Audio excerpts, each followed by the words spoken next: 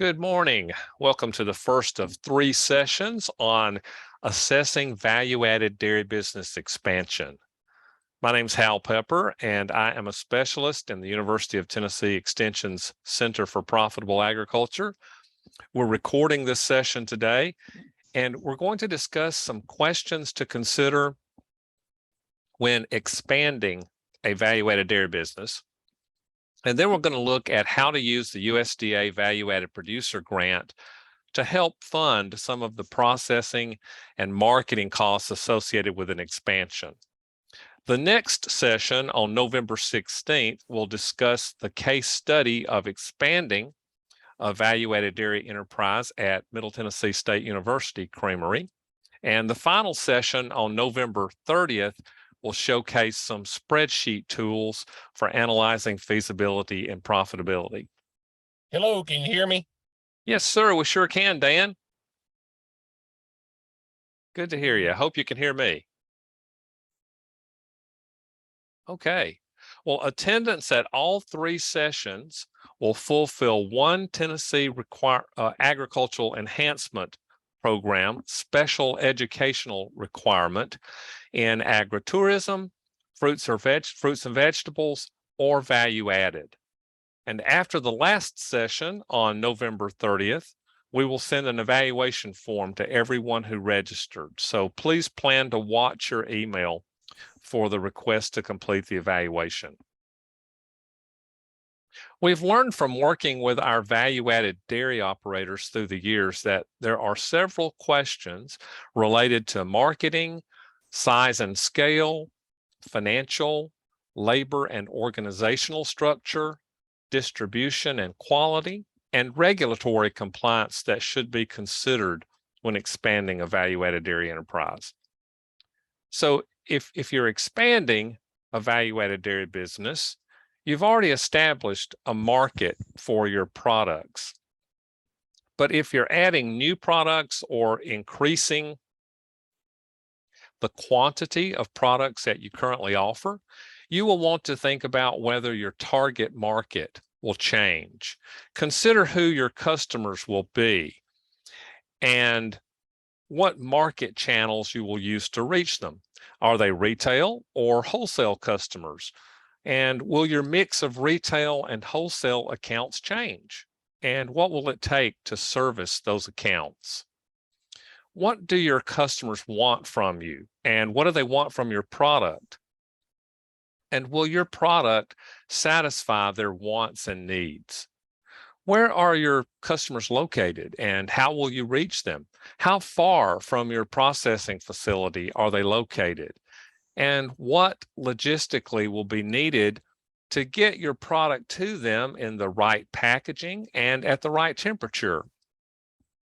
What is required to gain access to these markets? And how will you get an interview with the right people to showcase your product? And can you provide the quality and quantity of the product to your customer at a price they'll be willing to pay and that will be profitable for you? You'll want to know your costs of producing the product, of processing, of storing, distributing, and marketing your product. And those costs will vary depending on whether you sell your product at wholesale or retail. So you'll want to factor in the value of your time as a cost so that when you do negotiate a deal, you have established a price that is profitable to you. When you expand your product line, if additional equipment is going to be purchased, you'll want to consider where you will get the training that's needed to make the product. And you'll want to consider who your competitors are and how your product and service will compare to theirs. What features does your product have that will make it different or better? And will it have a longer shelf life?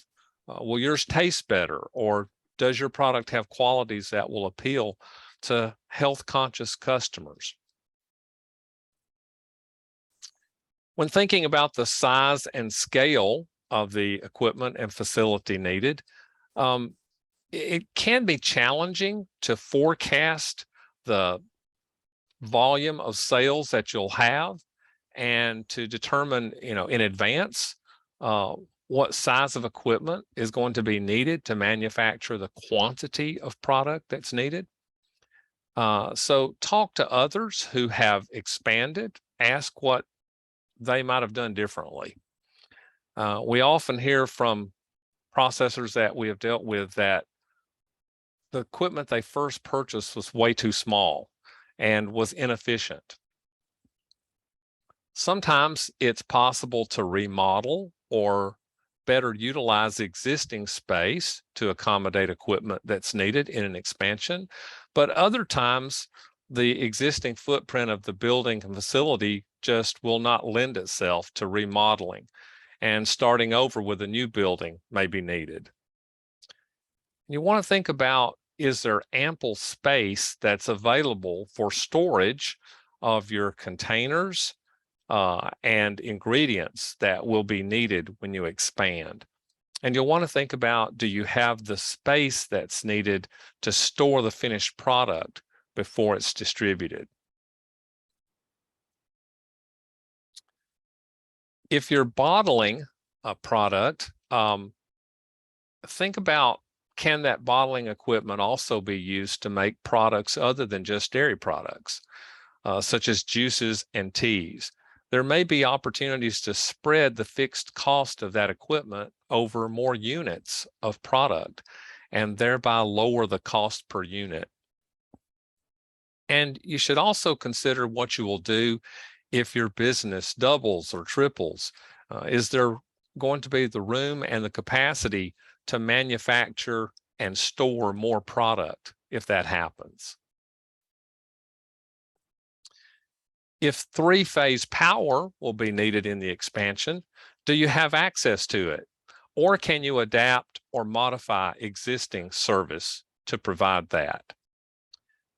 Do you have the space that will be needed to receive and send out deliveries of supplies and product in the quantities that will be needed? Is your loading and unloading dock sufficient to meet the needs of trucks and tanks that will receive large quantities of product and deliver supplies?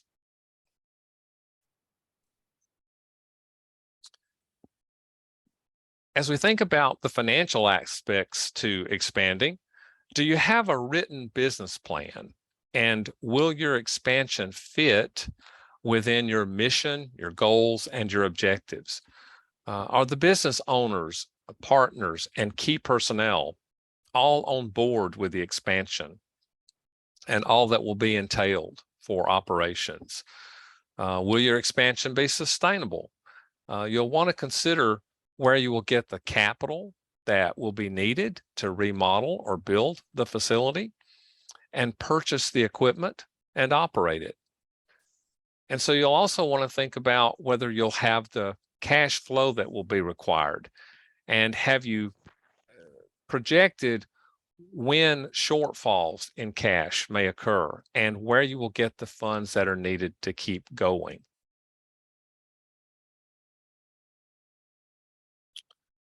Consider what you will need to pay yourself to be able to survive and pay your personal bills. You might be willing to work for free if you're retired or if you have other funds to pay your personal expenses, but you'll want to consider what will be needed if you're not around to manage the business. If that happens, then the business will have to pay a real wage to your successor. And if the operation is to be sustainable, the amount paid will have to be a number that the business can afford. So you'll want to consider what it takes to pay you to be able to survive, but also what can the business afford to pay you. As we said before, you need to know your costs for when you set the price of your products, but you'll also want to be looking for ways to reduce costs. And one way may be to partner with someone such as a co-packer, especially in the early days of making a new product. So you'll also want to consider any grant and low interest loan opportunities and whether you may be eligible for them. We'll talk about the value-added producer grant a little later and how it may be used to offset some of the costs of processing and marketing. Finding employees who can and will do the job is a challenge for most businesses. There'll be turnover, and you'll want to consider how you will train your employees and who's going to do the training. Adding employees in an expansion will lead to more need for training. Consider how many hours of your time that you're willing to devote to the business. Do you have the hours that will be needed with the expansion? And when demand for your product increases and you need employees to work longer hours, will they be willing to work the extra hours that will be needed?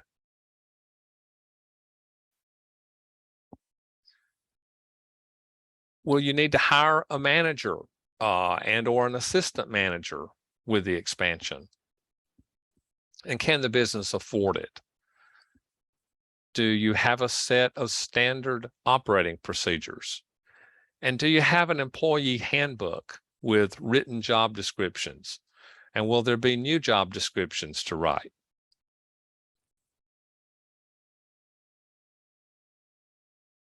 As you think about distribution of your product, will you or an employee be making the deliveries of your product and making sure that stores are supplied with the quantities of fresh, unexpired product that they need?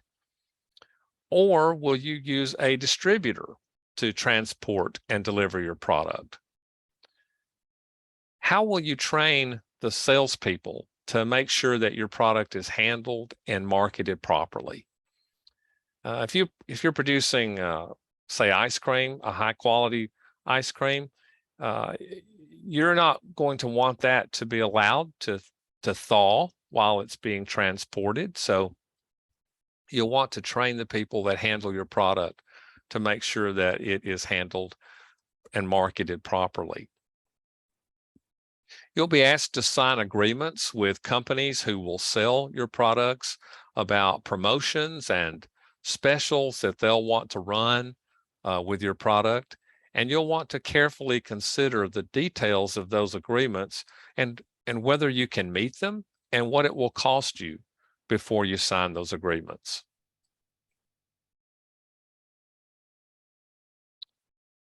There may be third-party audit certifications that will be required with wholesale accounts, and you will want to know who will conduct those and what processes must be followed to achieve the highest quality of your products, and how will you maintain quality consistently to keep your customers buying from you.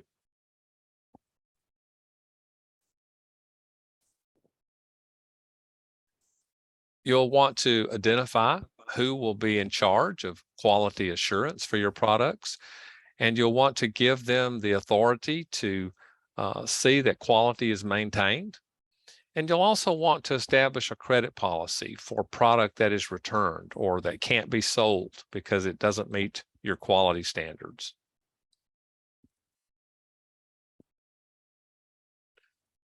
And as we think about regulatory compliance, what are the regulatory standards for your state and how will you meet them? Have you read the sections of the pasteurized milk ordinance that will apply to the products that you'll be making? And have you talked to the regulatory agent that will be working with you? Will you hire a consultant or an engineer to design the expansion? The money that it costs to pay them for their time may well be worth it if you end up with a poor design, or if you have to tear out something that you installed because it doesn't meet regulations. Who will do the construction of the expansion? And how will you make sure that it is compliant with regulations before you start building? very important to make sure before you move any dirt that you've talked to your regulator and that they know what your plans are and that it meets their requirements. Will you have a food safety plan? And what will be your recall plan? Will you be shipping milk out of state? And who will be responsible for making sure that you meet interstate milk shippers regulatory compliance? What are the labeling requirements for your new product? And if nutritional information is going to be required on those labels, who will perform the analysis? And will you be subject to the requirements of the Federal Milk Marketing Order?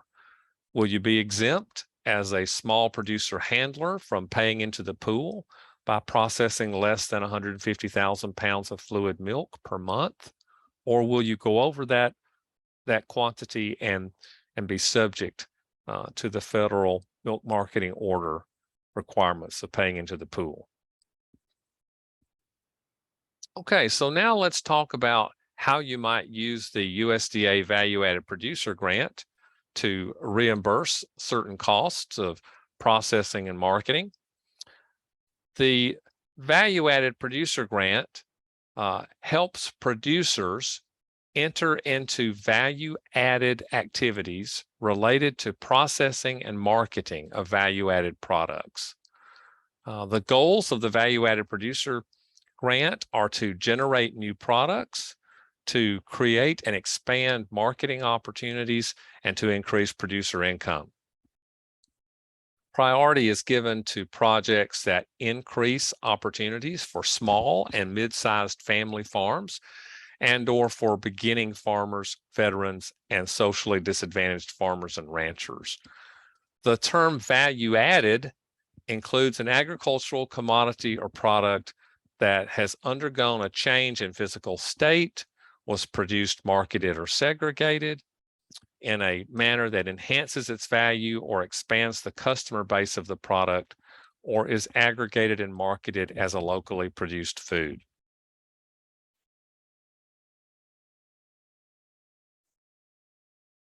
Those who may apply for the Value-Added Producer Grant include independent producers, agricultural producer groups, farmer or rancher cooperatives, and majority-controlled producer-based business ventures.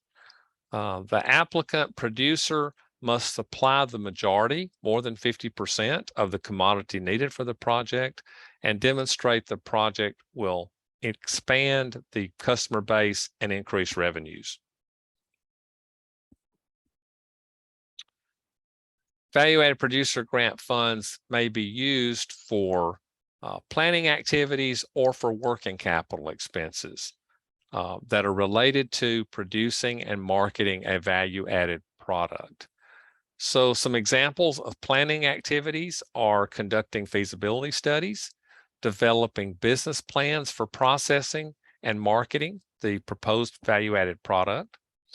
Examples of working capital expenses include processing costs, marketing and advertising expenses, and some inventory and salary expenses. So there are matching funds required. We'll talk about that in a bit also, but the grant and the matching funds must be used for either planning activities in the case of a planning grant, or for working capital expenses in the case of a working capital grant. So the way to get started is to contact your local USDA Rural Development Office for information about the Value-Added Producer Grant Program. You can read the Federal Register notice for the details on what's needed in the application.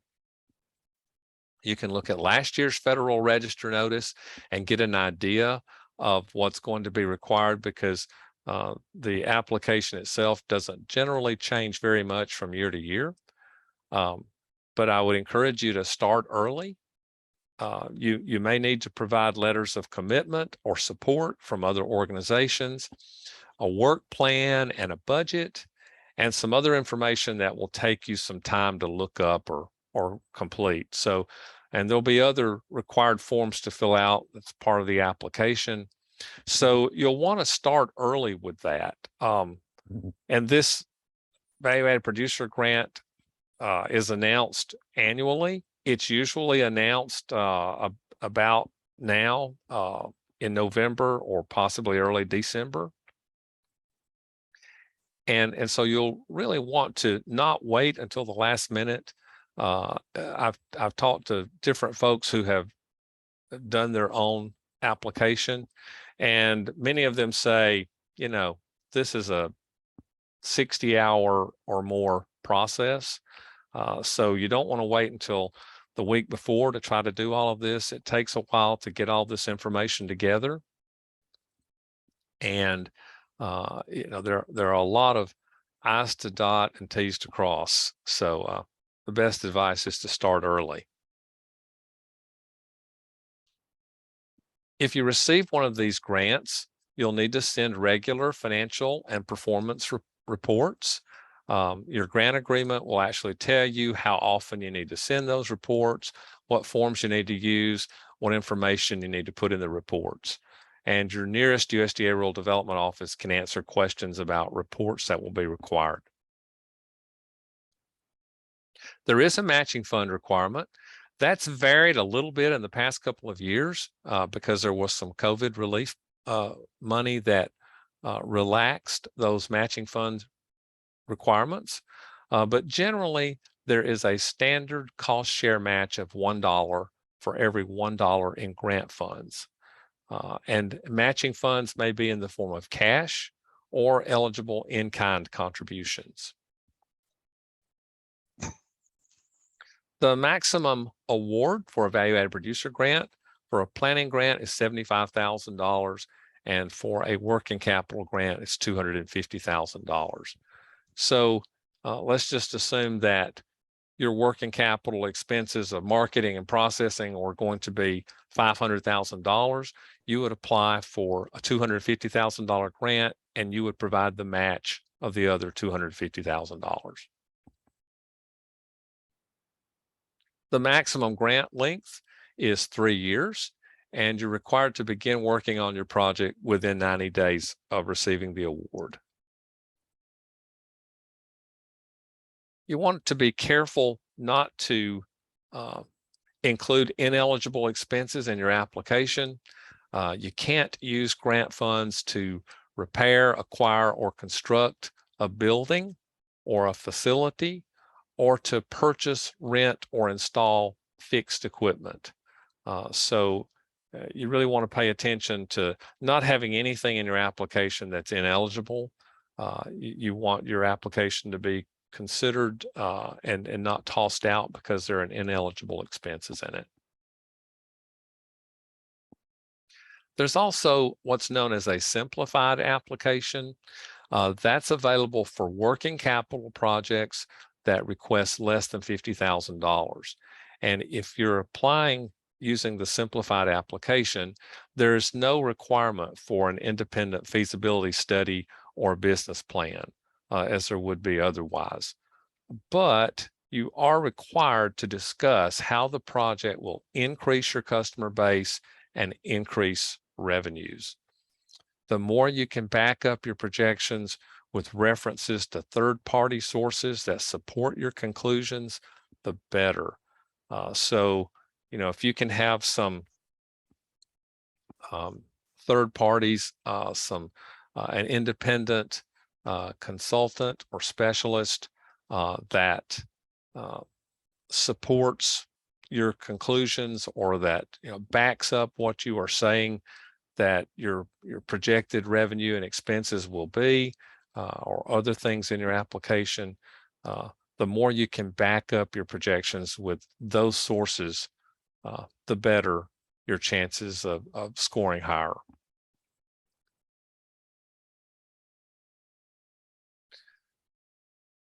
Independent producer applicants who are seeking a working capital of $50,000 or more for a proposed market expansion for an existing value-added ag product that they have produced and marketed for at least 2 years may submit a business or a marketing plan instead of a feasibility study. Still needs to be done by someone other than you, by a third party. So when it comes to scoring an application, there are 6 different areas that are scored. The first one is the nature of the proposed venture. So the reviewers look at the technical feasibility, the economic sustainability, the demonstration of the potential for expanding the customer base, and expected increase in revenue returns. This category has the largest number of points, with being possible to get up to 30 points. So you want to really focus on all of these aspects of your project, and show the reviewer how your project idea is technically feasible, economically sustainable, and how you will expand your customer base and increase your revenue. The second category is the qualifications of the project personnel. You can get a maximum of 20 points in this category. So they're looking for the credentials, the education, the experience of each person that's working on the project. So if you're using a consultant, you don't necessarily have to identify who that's going to be ahead of time, but the qualifications that they will have to have should be described in your application. And the same thing is true for any employees that you're going to hire. You must include any requirements that you're going to require of any employees to be hired. Anything about their education required or their experience you're going to require. Many times this is left out, and it costs you points if you don't give that amount of detail. The third category is commitments and support. That's worth up to 10 points. That's where you would get letters of support from producers or from end user buyers and third-party contributors. So that would include any kinds of contracts that you had that you could include with your application, letters of commitment from buyers of your product or letters of intent to buy. And you would want to detail any match that you're going to provide, whether it's cash or in kind. You're going to want to describe that and detail it in this section. Your work plan and budget is worth up to 20 points. That's where you detail the description of tasks to be done, who's going to accomplish them. You're going to want to include a detailed breakdown of the estimated costs of your project activities. And the priority points can be worth up to a total of 10 points. There's up to 5 points for priority category applicants. There's also up to 5 additional points for qualified group applicant types. So if you're an operator of a small or medium-sized family farm, or from a beginning socially disadvantaged or veteran farmer or rancher, or if you're from a farm co-op or a mid-tier value chain project, you get 5 points for a priority category. And for group projects, up to 2 points will be awarded if the group has 50% membership from the statutory priority groups. 1 point if the group includes at least 2 statutory priority groups among its members, and 2 points if the project will increase the group's membership by at least 1 statutory priority category. So to get the full 10 points here, you'd have to be a farm co-op, producer group, or a majority control producer business.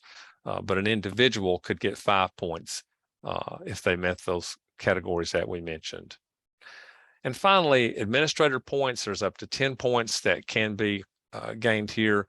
USDA can award up to 10 points to an application to improve geographic diversity for projects assisting rural communities that are recovering economically from the pandemic, or for particularly disadvantaged communities, on projects that are focused on equitable access to rural development programs and benefits from rural development funded projects, and projects that would reduce climate pollution and increase resilience to the impacts of climate change through economic support to rural communities.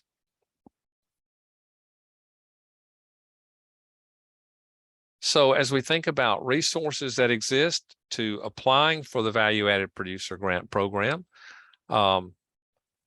the Farmer's Guide to applying for that program, the link to that is listed, and the USDA Rural Development also has a fact sheet on the Value-Added Producer Grant Program. Our Center for Profitable Agriculture recorded some webinars back in 2021, last year. So we had 5 different sessions, an overview of the Value-Added Producer Grant, business planning resources and technical assistance available for Tennessee value-added producers. The 3rd session was on lessons learned from a prior VAPG recipient. We had a 4th session on tips from a grant writer. And the 5th session was on steps to submitting a strong package, which went through the application line by line to help you understand what they're looking for with each question in the application. That application does not generally change much from year to year, so that's a really good session there on that would probably be applicable for this year as well. There's the link there to go to search for those resources, and then search for by typing VAPG in the search box. You could look at the Federal Register for the last round of Value-Added Producer Grant funding at the link there. I want to thank everybody that's attended this session today. And if you've got any questions, feel free to contact me at the number and the email address on this slide. Next time, Matthew Wade with Middle Tennessee State University is going to discuss the case study of expanding a value-added dairy enterprise at the Middle Tennessee State University Creamery. So we hope you'll join us for that session on November 16th. I see that we've got several folks on the webinar here today. So if any of you have a question, want to either type that in the chat box or unmute and ask that, we'll be glad to take those now.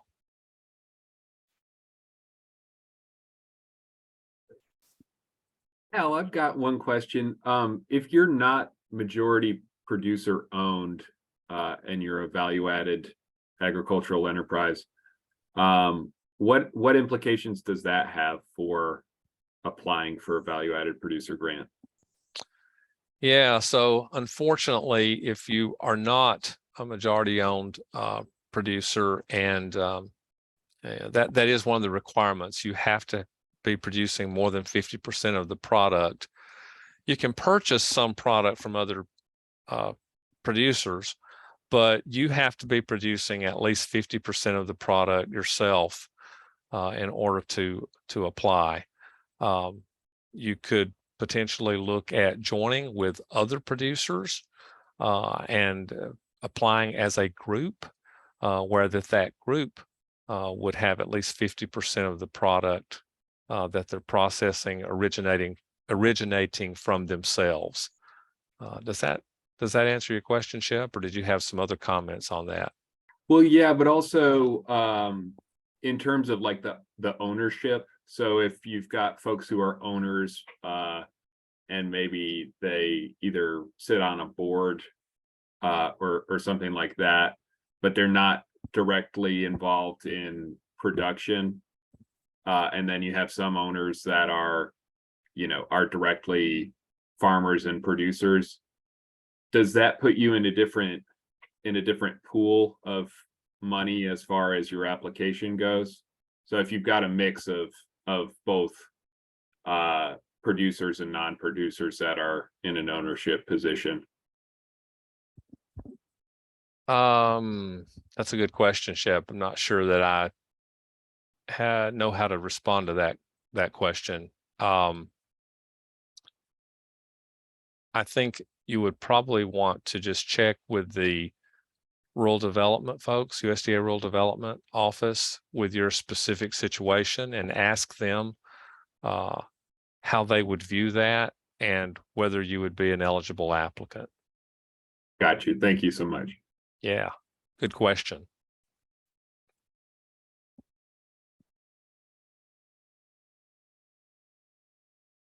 Are there any folks on the call that have some experiences that they would like to share with expanding? Maybe some of you have expanded an operation before and or have worked with folks who have expanded and would have some points that you'd have to offer. If so, feel free to join in.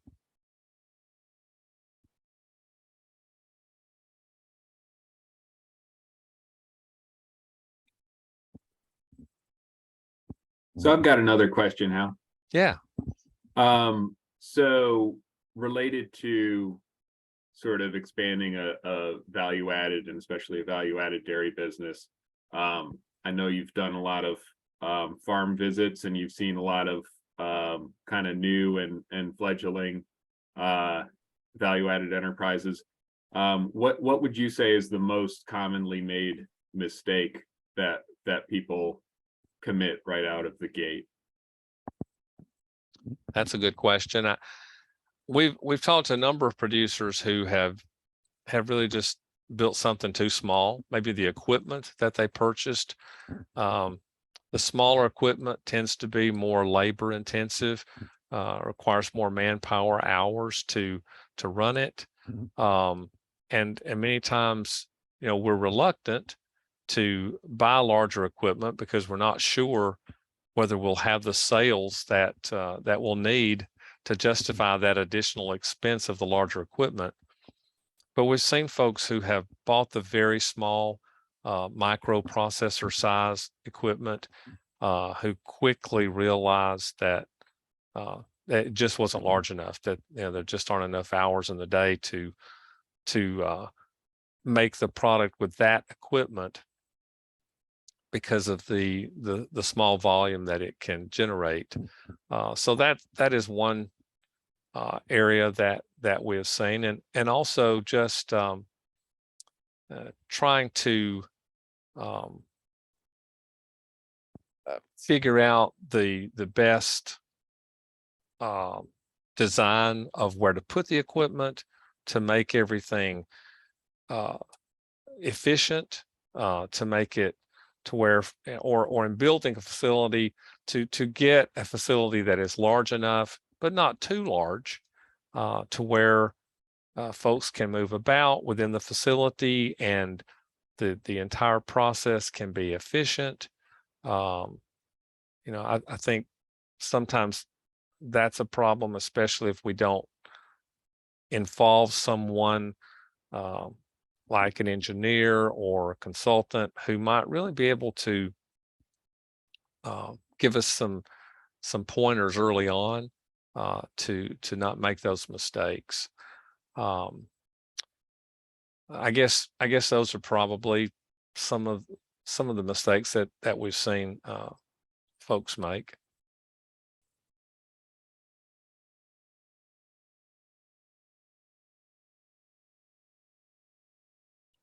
I know that you've worked with some too, Shep, and you may have some other points that you have seen, some mistakes that people have made.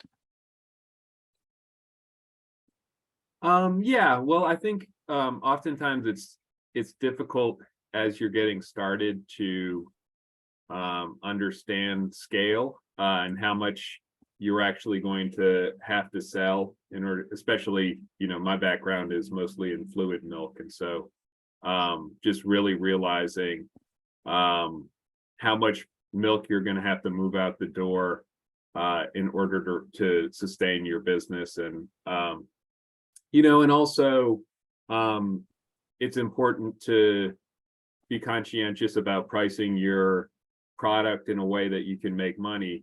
But you also have to stick with that rule of thumb that is probably only about 10% of the consumer base that is not very price sensitive. And so you have to evaluate your product, think about whether or not it's more of a staple that you're offering, that is going to be something where people are very price sensitive and are thinking about this not as sort of a highly valuable niche product, but as something they're going to buy every week or every several days, and that they're not necessarily going to pay a premium price for, because it's not something that they're buying for themselves as a treat. So, I think that it's good to figure out what are the products that you're going to produce that people are going to kind of reach a little deeper into their pocket and lay out some extra money for. So, for instance, as far as dairy products go, ice cream is something that people will pay a large dollar amount if the quality is there. And then, milk can fall into that category. Bottled milk can fall into that category to a certain extent, but you're really going to have to play up some different qualities that your milk has in order to be working with that group of people that is willing to pay a little bit more for a staple. And the number of folks that are out there is limited. So you want to have a balance of commanding a good price, having a good value proposition with the product that you are putting forward, but also being realistic about what consumers are out there and who's going to be able to purchase at a higher price. Really good. You're so right. And it's important to try to make good projections, good financial projections, and not be overly optimistic, but to be cognizant of your costs and also those potential market outlets that you described. Really good discussion. Okay, well, are there any other comments or questions that anyone else has? Hal, this is Ryan with Ag Enhancement. Great Hi. job on everything you do. Always enjoy hearing these. I'm Thanks. a little bit of a novice at this, but I just wanted to tune in today to learn a little bit more. Just in terms of some thresholds as far as the size of some of the operators. I know Grant, as far as the application B, deals with a little bit different parameters than I deal with on the application A. So just to kind of frame things in terms of my application A thresholds would be a 30 head minimum on the cattle, 50 head minimum for the sheep and goats. And just going back to some of the equipment size that you're talking about, maybe putting that in 3 categories, being the smaller equipment for some of the maybe where some of the producers start out at, maybe transitioning into medium-sized equipment, and then maybe large-scale equipment for some of the commercial producers. What would you see as some of the herd size thresholds for people that the small scale equipment works for, and then what herd size would they need to be considering going into the more medium-sized equipment? Yeah, that's a good question, Ryan. Thank you for that. We've done some work where that we actually have some equipment lists for small and medium size operations that we can send out. In terms of the size of the herd size, we've worked with some that are very small. and Shep, you may have some experience that you want to relate from some of the folks that you have seen, but we've seen some use the micro dairy processing equipment for 10, 15 cows and up, but some of the larger equipment, you may be processing a volume that really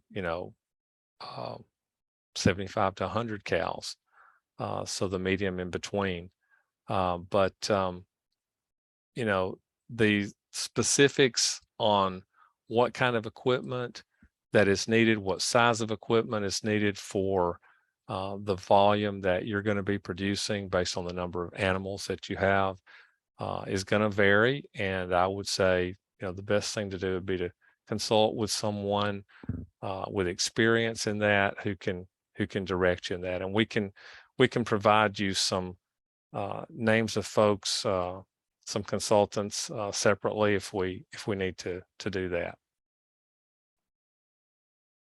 Thank you, Hal. Sure. Shep, did you have any comments on that? Sure. Yeah, I would certainly agree with what you just said, Hal. There are companies out there that make fat pasteurizers as small as about 50 gallons. That's kind of a tabletop pasteurizer. And so that's while that equipment is PMO compliant and can technically be certified, and you could have a grade A dairy that has a 50-gallon vat pasteurizer.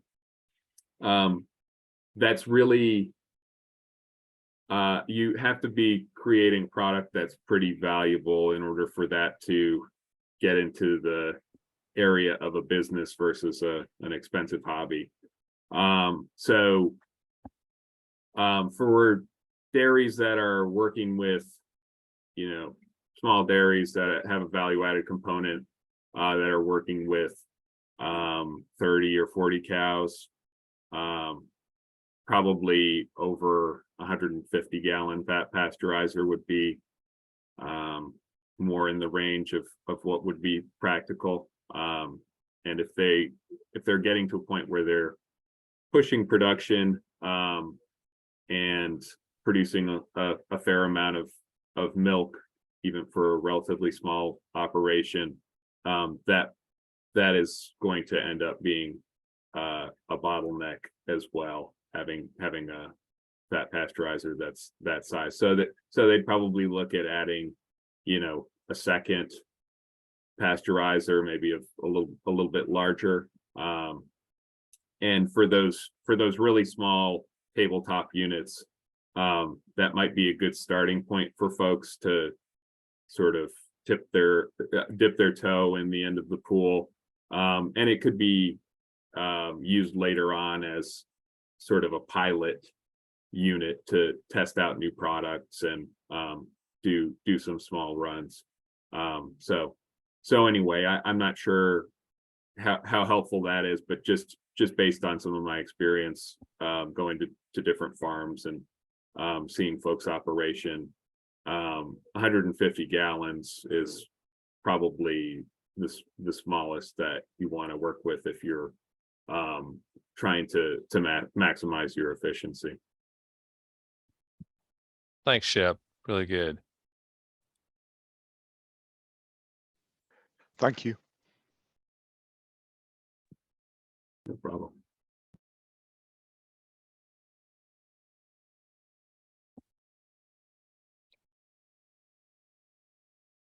Okay, well, if that's all the questions that we have for today, thank you all for attending and participating in this.